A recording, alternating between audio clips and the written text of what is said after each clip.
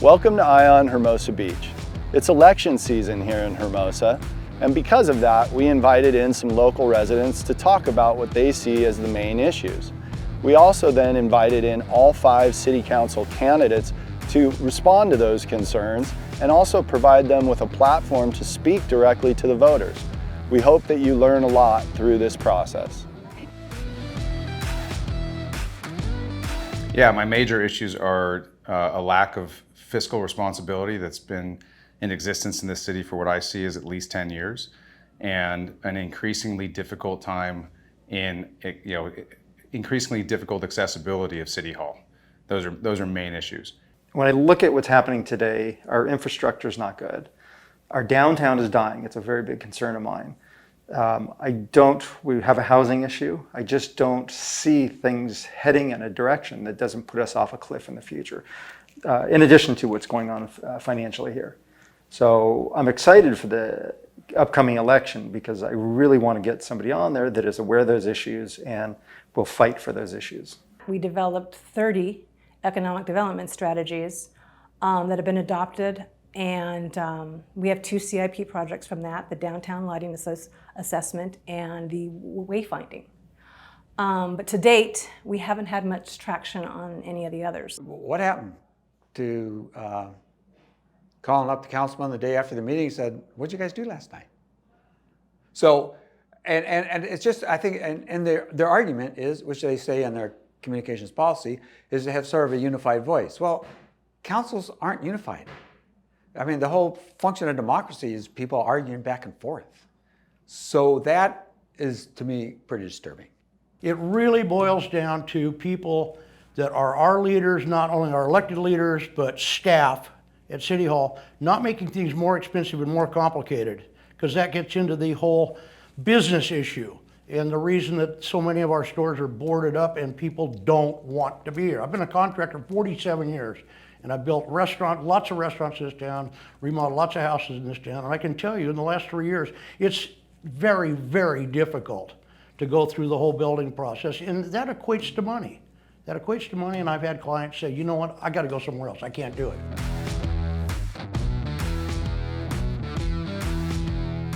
We can't access city staff anymore.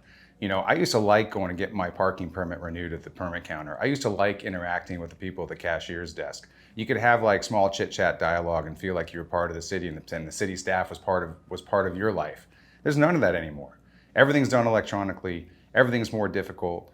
It's like Fort Knox over there, and it's not like it used to be. Most recently, there's a strain between city council members and the dissenting public, and both are treating each other rudely, and I think we just need to stop that. I'd like to see other city council members stand up and say, you know, this is the population. These are our residents. Treat them with kindness.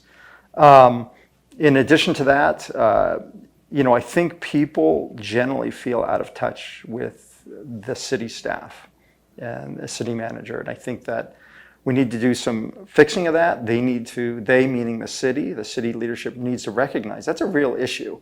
If we as residents and property owners are not supporting the city, if we don't believe in the city, they're not going to be able to achieve what they want. So I really feel like they need to consider building better relationships and put a value on that. You know, I've walked into City Hall a couple of times and I really felt like one of the great unwashed that was begging for scraps of food.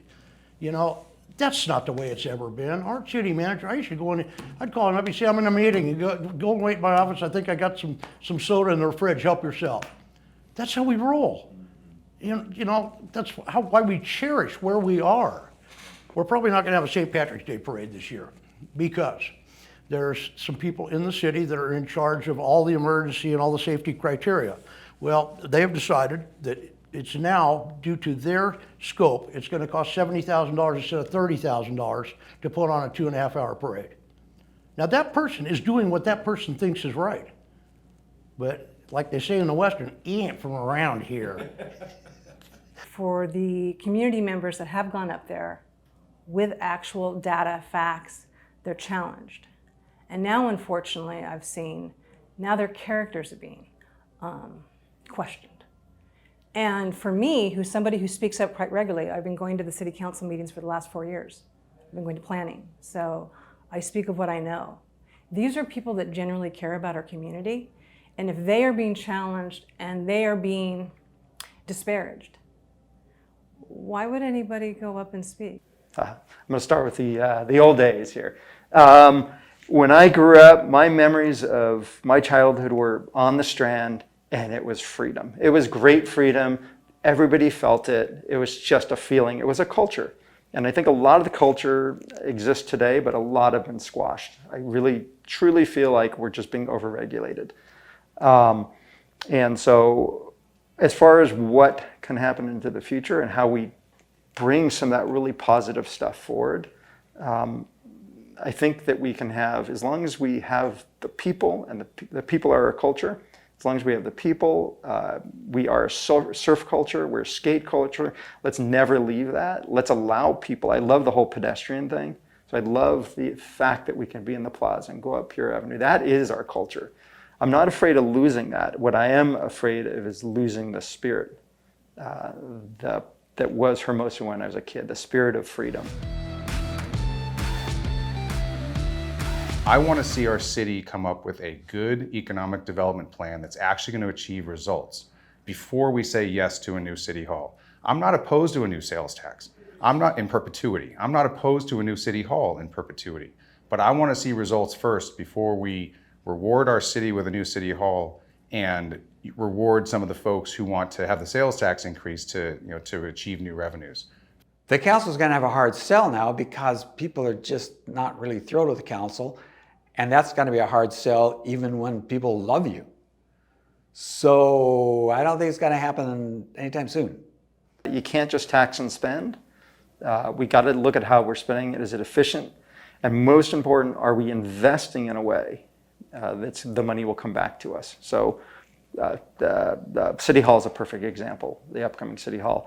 Is that an investment that is going to create foot traffic, that's going to create extra value to the extent that it will flow back to the citizens? I don't have that answer. I don't know, but I know that we need somebody up there asking those questions. I've recommended town halls where residents could come in and ask questions in real time and get real answers. Because if we could do formats like that, people could get what their concerns addressed in a timely manner. Unleash, allow the entrepreneurs, the business people, the property owners to invest and feel positive about the future. Just so you know, I'm a commercial property owner. I know a lot of the commercial property owners in the downtown. Most of us don't really want to invest. We don't feel confident knowing that our investment will come back, that it's a worthwhile investment. It wasn't always like that. Mixed use, I'm a big proponent of mixed use. It's the residential above commercial. It's the only way that we're going to get substantial investment from the property owners, and it solves a housing need. It's not going to be very long before the next housing element is upon us, and we're going to have another 1,000 homes that have to be built into the residential areas. I think that's one of the reasons why the city wants to do the tax measure. And I've been asked to support it, and I've also been asked to not support it. And where I stand on it is, if they told me they were going to allocate funding for economic development, you'd be seeing a sign on my head that says, vote for the sales tax. I understand that it goes into the general fund, so they can't necessarily specify. But for me, when you tell me to trust you, and you've broken trust before, then I'm looking at behaviors. And if I don't see behaviors that look like, you know what, you're actually tracking progress on our CIPs in a way that makes sense to me, you're tracking milestones, you're holding people accountable for results or missteps. And if I don't see that, it's hard for me to go, okay, this time will be different.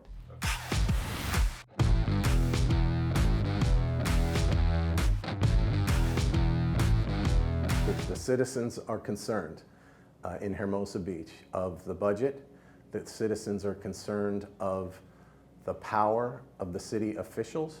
The citizens are concerned about looming capital improvement projects that are stalled, for lack of a better term. They're stalled, and they're planning bigger ones. The citizens are concerned of a lack of accessibility to the council, and I work with some government officials from Long Beach. Suja Lowenthal was a council member in Long Beach.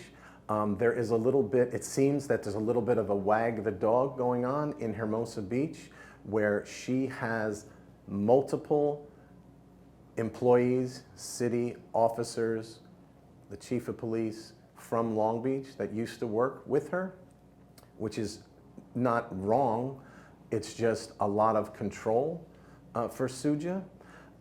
Also, I've heard that the contract that she has with the city is very ironclad and very tough to get out of. She's very safe where she is. Not to say that she doesn't do a great job. It's a very hard job. But there is a lot of control in that office right now, and it's almost a wag the dog situation where she is running the city. I've heard people say, if Suja ever leaves Hermosa Beach, she better show someone how to turn the lights off. Planning out the new city civic facilities is a very massive project with massive construction, dirt, and delays in the dead center of our town. It's almost inconceivable, the project that they've laid out. And Fullerton Consulting, they were paid a lot of money to present a very detailed plan to our city and to the Planning Commission. So it's gone through two steps already.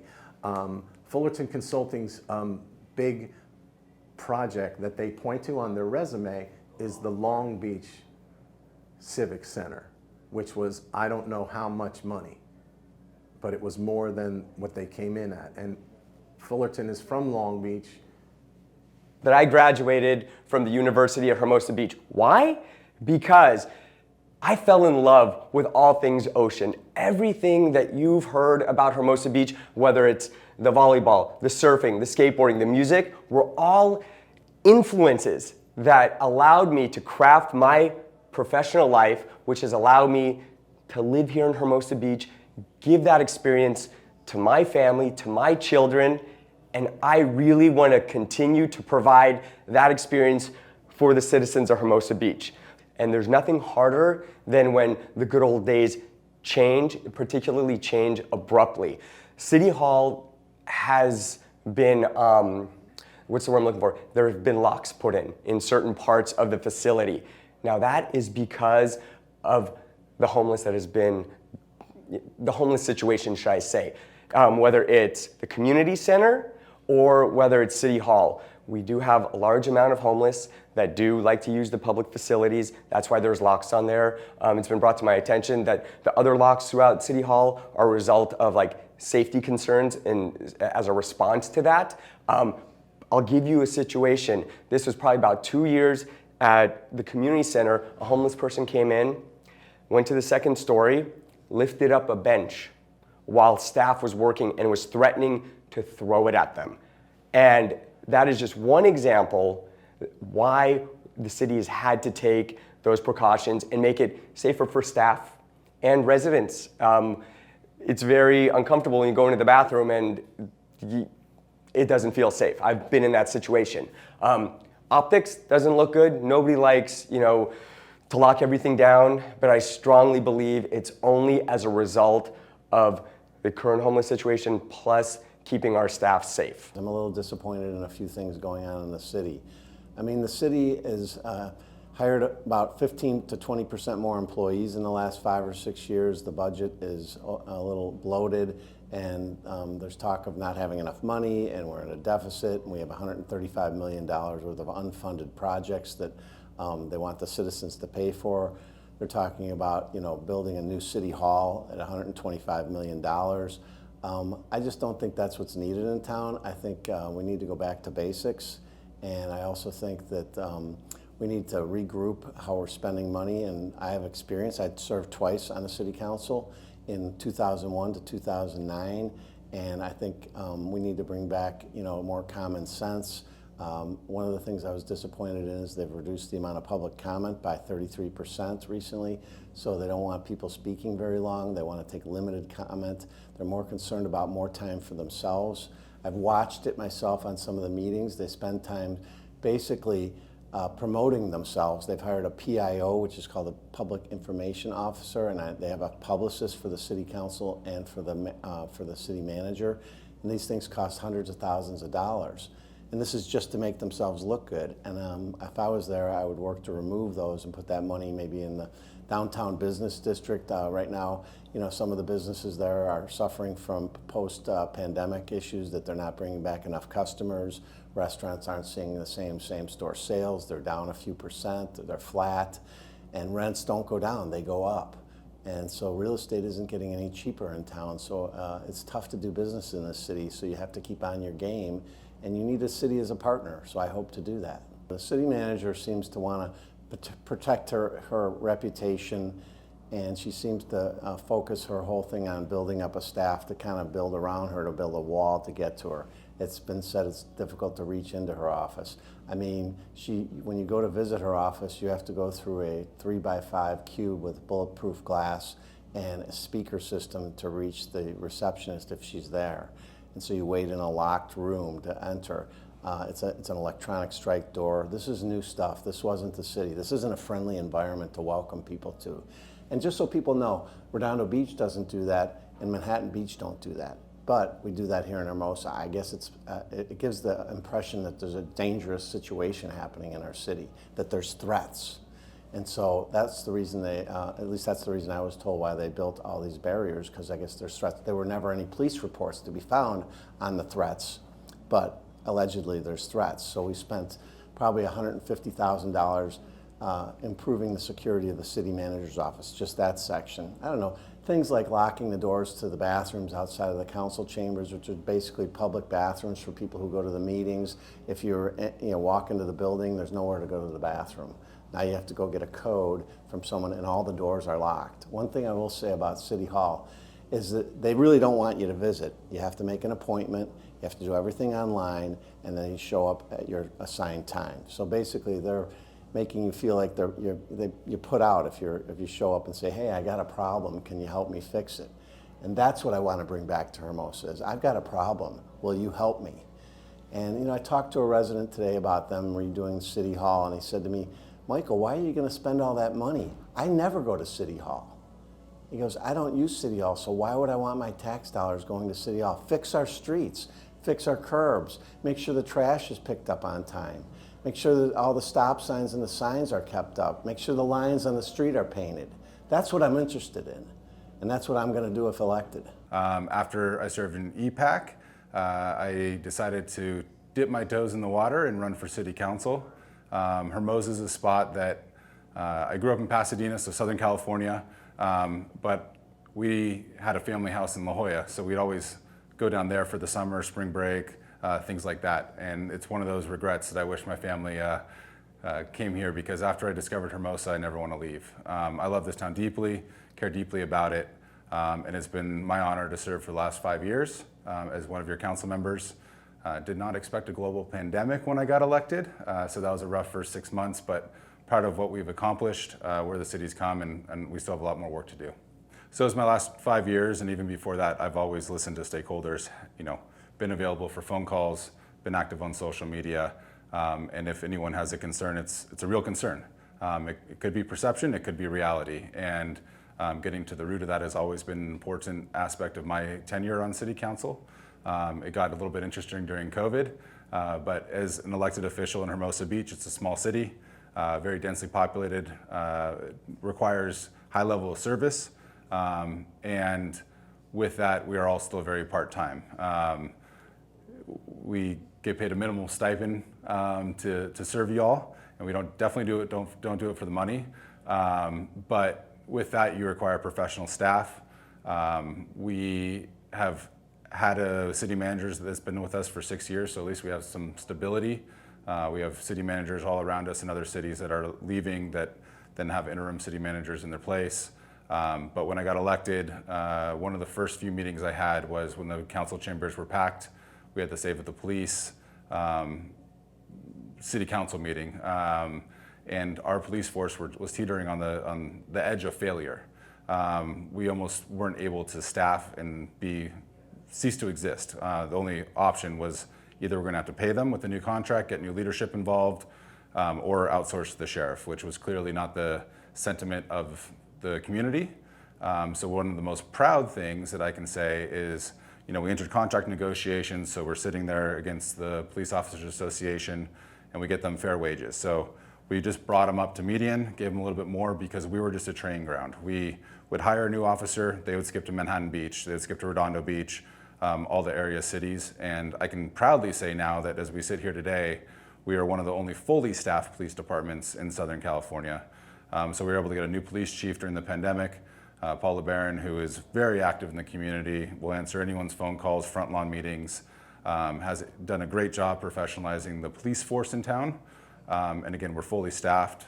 They're starting to get specialty assignments again, which is a great recruitment tool because since we are a small city, we don't have SWAT, we don't have all the bigger department sexy programs. So very proud of getting fully staffed. We've also had a lot of turnover. We have some longtime department heads that have retired. And so with that, there's some new city staff at all levels. So I could see some of that. I mean, we're dealing with the case today of, a permit got denied that has been for an event that has been long-standing, 8 years. What do? You reach out to the council members because it could be a new staff member that interprets the policy letter of the law versus the Hermosa way. So I think there's a middle ground approach, and that's why we're elected, is to, if there's something wrong with city staff, you approach us. And I've always been that person on city council that is easily accessible. My phone number is public, good or bad. So happy to receive text messages, emails, phone calls, meet with residents for any issue. Well, my name is Elko Warner.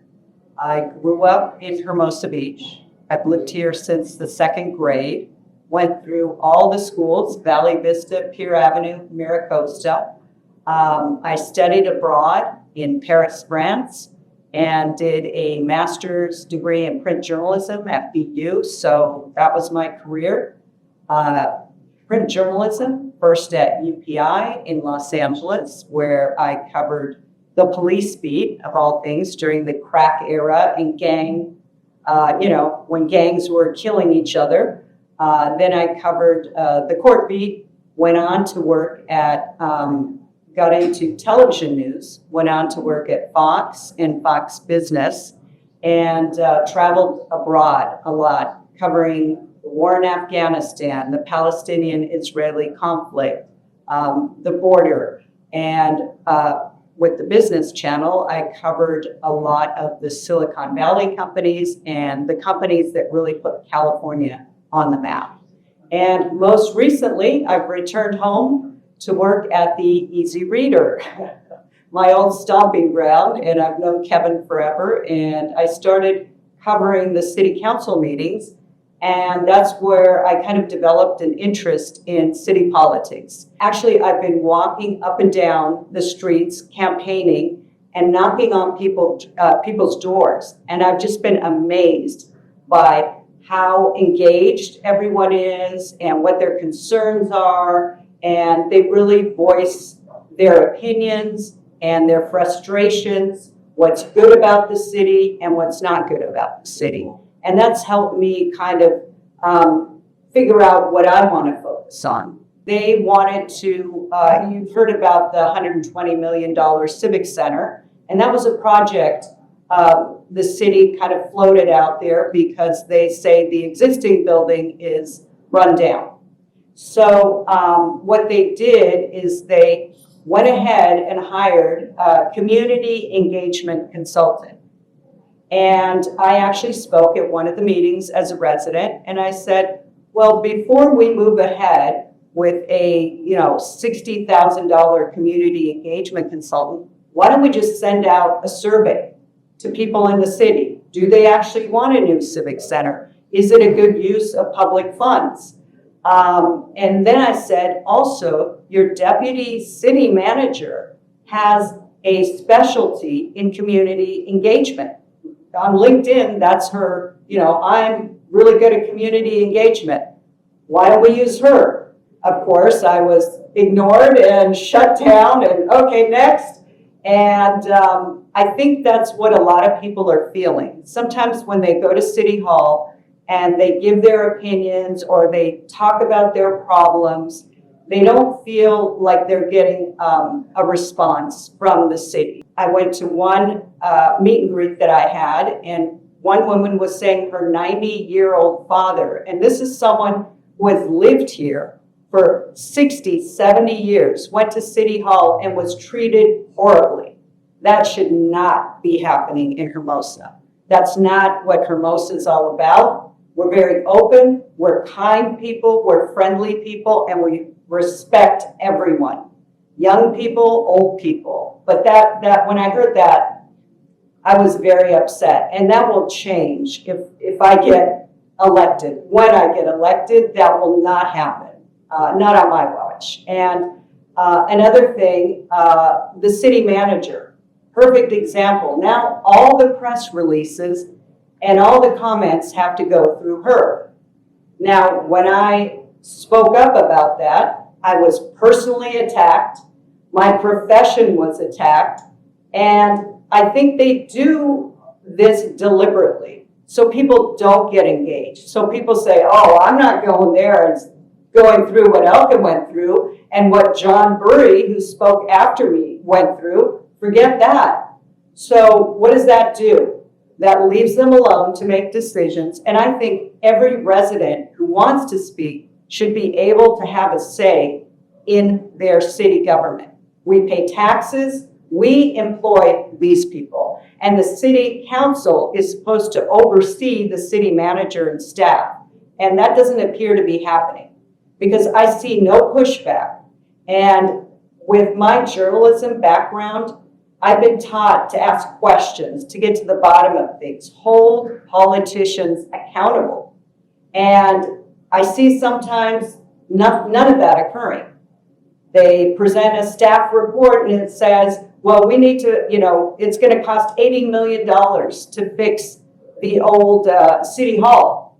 Well, really? That seems kind of high to fix a leak in a roof and some electrical wiring. I mean, Hermosa people are generous, but there comes a point where you say, maybe not, or give me more info. And I think what we have to do too is present a little bit more information so residents can make informed decisions, as opposed to having like skewed information coming out that is accepted as fact.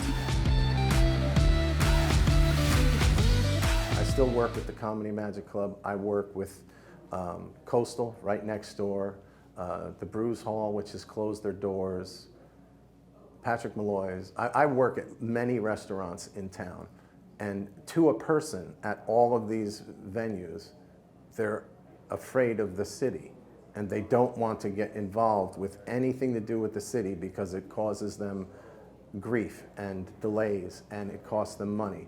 That cannot be our relationship going forward. I'm running for city council to expand the talent pool, and I'm intentionally saying, even on the city council, I know each and every city council member, and they are great separately. Together, they're a gang, and they're together a lot. There's a lot of 5-0 votes, 4-1 votes in Hermosa Beach. I think it's time that we expanded the talent pool, because it's all the same group of people. We've been playing musical chairs on the Planning Commission and the Parks and Recreation Commission and the City Council. It's all musical chairs for the last 30 years. It's all the same people. It's time for some new blood. Why can't we be friends? Why can't we be friends? And I'm serious. We're all neighbors in Hermosa Beach. After all this is decided, and after the communications protocol is decided by the new city manager, we're gonna be neighbors again. So why can't we be friends? The new communications plan has been adopted and wasn't ratified by the city council.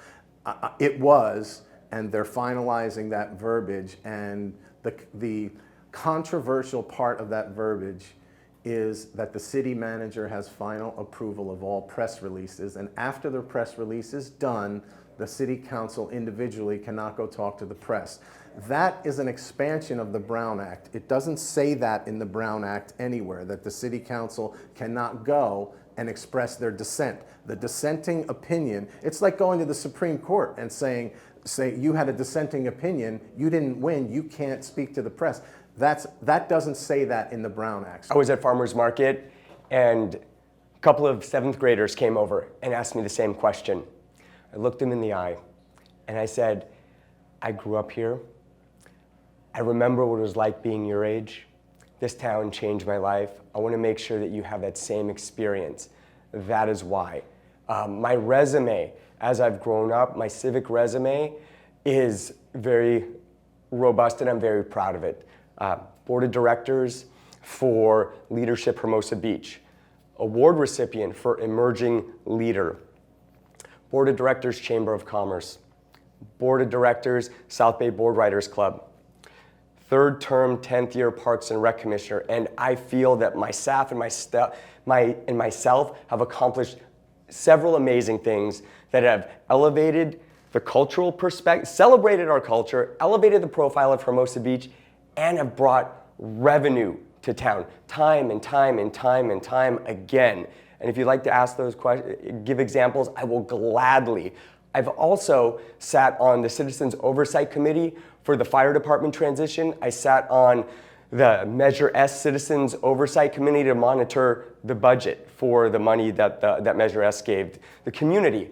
I just like giving back, man. And particularly, I dig being a coach. I'm a surfer first, and through my kids and through this community, I found a new love for baseball, basketball, football, and once again, these are all at our fingertips. The Clark Field, the gymnasium. I hung out there when I was a kid. I played in that gymnasium, and every element that we just talked about, whether it's Clark Field, has a historical component. The gymnasium has a historical component to the Carrie movie. I mean, we are surrounded by these cultural treasures that, believe it or not, are recognized worldwide and have made a difference in people's lives. And I can tell you stories where I've been traveling internationally and people, despite a language barrier, ask about Hermosa Beach with the biggest smile on their face. We're famous. Everybody's looking at us. And I take that with significant amount of responsibility. If entrusted to serve the citizens of Hermosa Beach, I will do it with integrity. I will celebrate our culture, and I'll make sure it's done with respect to our residents. I want to be the voice for those citizens who can't be heard. I want the citizens to come in during city council meetings and know that they've got a friendly face. Public speaking is scary. Going into public chambers is scary. And I lead by example. For the last 10 years, you can see how I've run my commission meetings. I make everybody feel welcome. I want to continue doing that. I get nervous speaking all the time, even when I go address council. Sometimes my voice will crack. I'm a human being, man. So since I've been on that other side, I want to make sure everybody feels welcome, because this is our community. I'm not running for the prestige of the office. I'm only going to serve one term. I just want to come in and kind of rechart the course of the city. I want to, there's a course correction needed, and I just want to get us back on the track that we were before. I think we were running the city fairly well with limited resources. We're always going to have limited resources. We don't have a commercial district. We don't have a retail base with a shopping mall. We don't have a huge hotel complex to bring in a lot of income. So we have to spend our money more carefully than Redondo Beach or Manhattan Beach. We actually have to be better than them. So we're right in the middle of a zoning update. Hopefully we can relax some parking restrictions that have been in place since the 80s. And kind of modernize our building codes and our zoning codes so we can get that influx of private investment, and while still balancing kind of protecting that Hermosa Beach culture and our unique downtown, our funkiness of punk rock history, beach volleyball, surfing. And I don't want to change this town. I moved here as a 25-year-old kid, had a fun time, met my wife, and now I'm seeing this whole other side of town, which is just so amazing to raise young kids. Our schools are phenomenal, so how we can partner with our schools to keep, just growing our community and creating little Hermosians that will carry on our vision to enjoy music and enjoy everything that we bring and we enjoy every day. So, raised my daughter here, and my mom lives next door to me. So I have 3 generations of Hermosa people. And I want to make sure for my daughter that Hermosa Beach is what I experienced here.